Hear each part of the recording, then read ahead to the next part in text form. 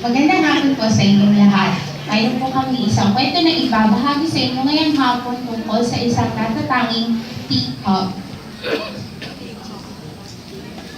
Isang matandang babae at ang kanyang apo ang naghahanap ng isang mainam na tea set.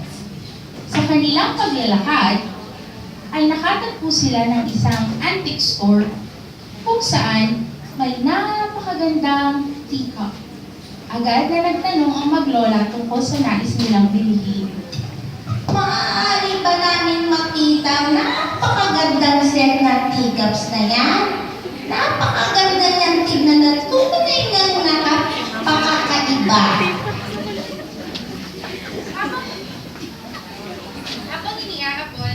Habang iniaabot ng tindera ang set ng teacup, ay bigla itong nagkabuhay at nagsalita. Lola, hindi po ako maganda. Nung unay,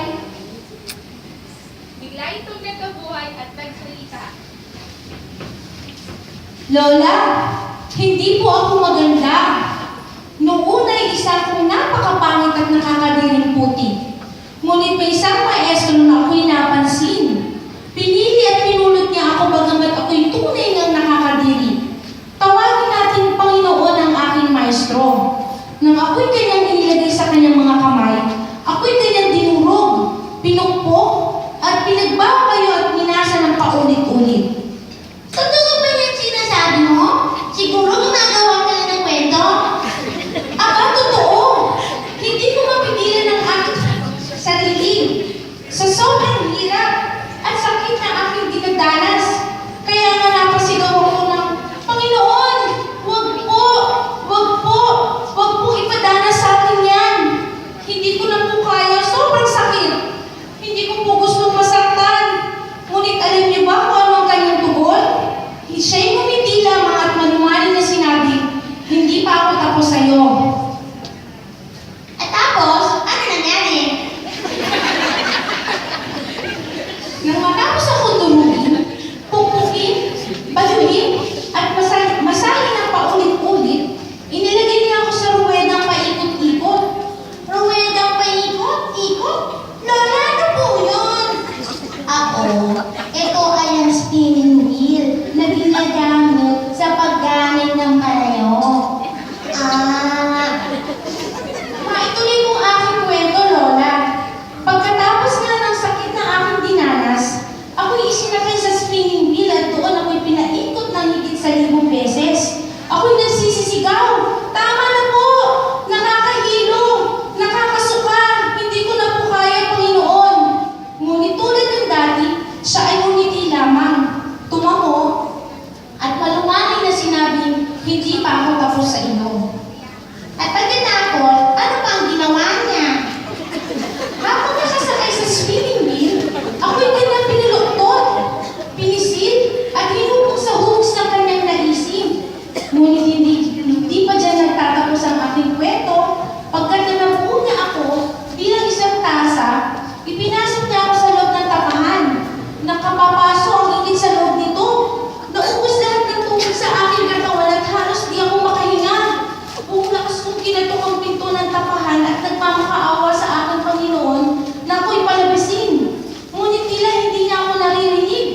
Nang halos mawala na ako ng lakas at pag-asa, sa kanya binuksan ang pinto ng tapahan at ako'y inilagay sa lamesa upang palamigin. Siya na! Sa palagay ko, hindi pa tapos ang kwento mo. Opo, hindi pa, Lola. Natagpuan ko ang aking sarili hindi nag-iisa sa lamesa. Marami kaming katulad ko. Isa-isa kaming sinuri ng Panginoon at bawat nakita niyang may tiyak at diferensya ay kanyang pinagbababasag. Ngunit bakit? Muli silang gagawing luwad. Muli mararamdaman ang sakit ng pagduduro at pagkahilo. Ang init hanggang sa walang bahid na anumang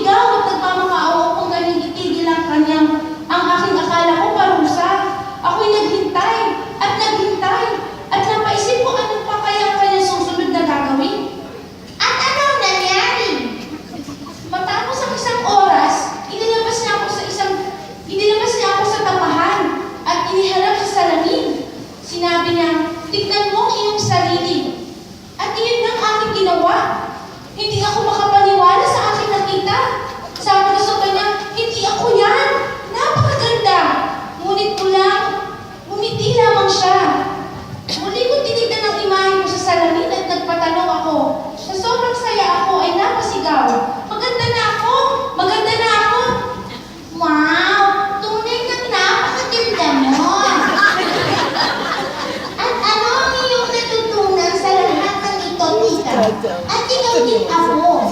Ano ang nakita mo sa istoryang ibinahagi sa ating ngayong araw? May dahilan ang bawat nating nadaranas ang hirap at pagsubok, hindi ba, Tika?